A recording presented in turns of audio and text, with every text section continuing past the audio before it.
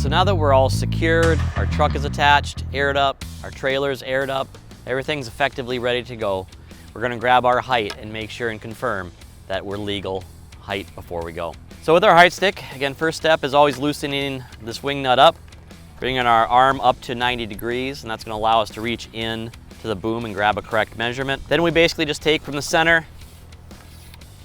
raising up and locking in as we go.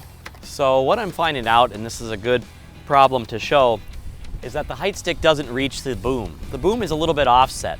So we're gonna go to the other side and grab our measurement. An important piece of grabbing an accurate reading is we want to be vertical with the height stick. So in this case, I'm using the tracks as a guide to vertical.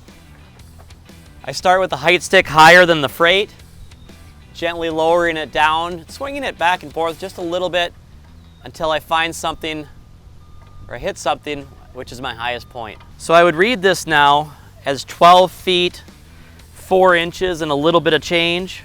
So my final answer would be 12 feet, 5 inches. To further confirm my answer of 12.5, I'm gonna move down and measure the boom in multiple locations, seeing if anything is taller than that 12.5 measurement. So it's right about the same there, 12.4 and a half.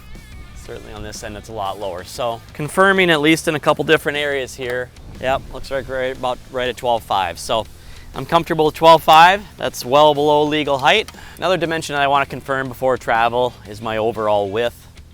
So in this case, I'm measuring track edge to track edge as that's my widest point. So this is showing basically 105 and 105.5 inches. So I'm going to round that to 106 inches wide, which is going to be 8'10". So this would be an oversized load. I want to have then about 2 inches of track off the trailer on each side, add my flags and banners, wait for my permits, and then we're going. Another good thing to check before you hit the road is making sure that all the doors and panels are shut and closed properly. So in this case, you can see we still have our door open. We're going to close that up, make sure it gets fully latched and locked. Another thing that we just noticed here is watch for any mirrors that are sticking out.